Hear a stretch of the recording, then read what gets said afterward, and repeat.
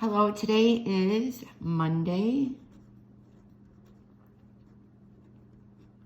September 13th, 2020, and our first lesson is actually review. We are going to start with doing a little bit of review so I can make sure that you have the tools and skills that we need to move forward with our 7th grade curriculum. So make sure that you have your notebook. Make sure that you write today's date at the top of a nice clean page in your notebook. And the topic that we're discussing is exponents.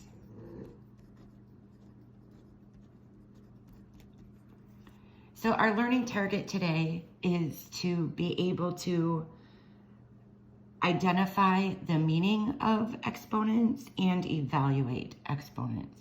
So we want to be able to write and evaluate exponents. That is our learning target.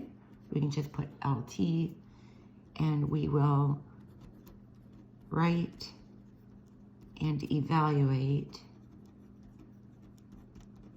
exponents.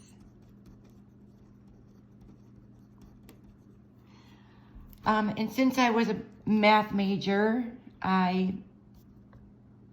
like to speak in math terms.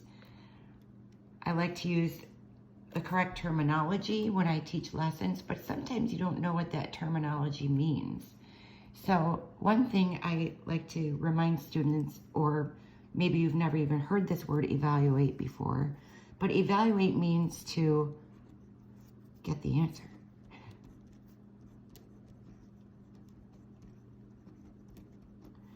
So it's a nice fancy math word that means find the answer, find the value.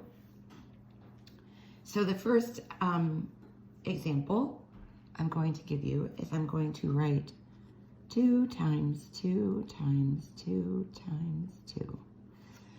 So if you have 2 times 2 times 2 times 2, that's kind of a lot to write. Math people like to make things simpler and easier and shorter with less writing. We can write that as 2 to the power of 4.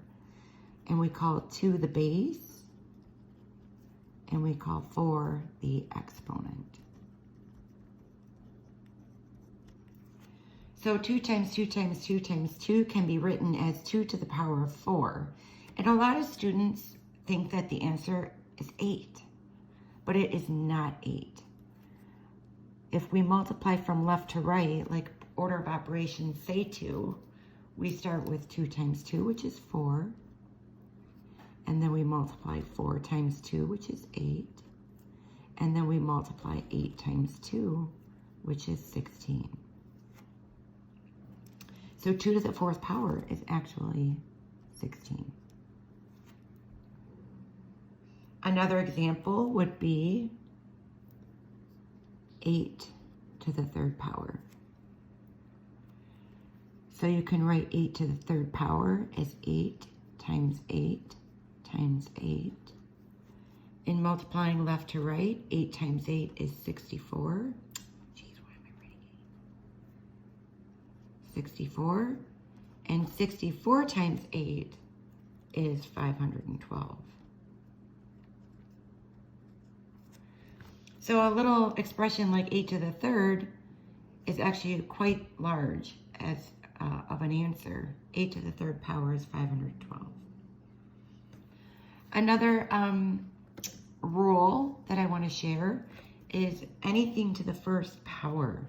So if I have 3 to the 1st power, that means I just have one factor of 3. So anything raised to the 1st power is going to be whatever that base is. You might also have 0 as a base. So 0 to the 5th power is 0 times 0 times 0 times 0 times 0. Well, anything times 0, if I go left to right, I'm still going to end up with 0. So another rule is that 0 to any power is always just 0.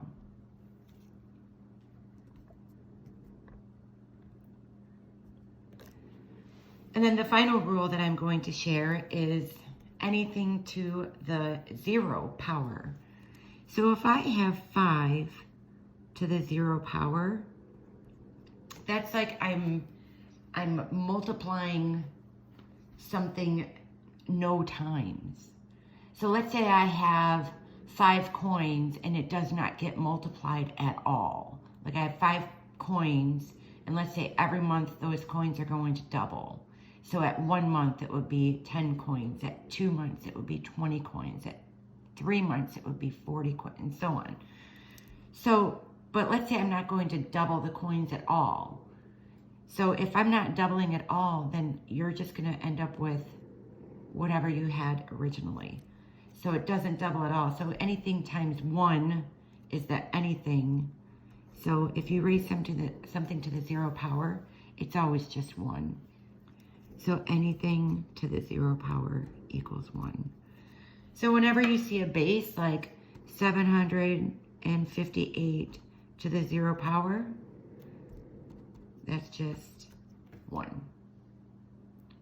So I think that should help you get through the IXL skills that I'd like you to practice today. And those skills are 6th grade, D1, and D2. I actually think that most of you can finish these quite quickly. I am always available. You can message me through Schoology. You can message or chat through Teams, or you can raise your hand through Teams. And if you have a question or if you need my help, I'm here to answer your questions till the end of the hour. So once again, 6th grade, D1 and D2. I've emailed everybody their password to IXL and their username through IXL. It should come to your Outlook email on your Chippewa Valley Microsoft Office account.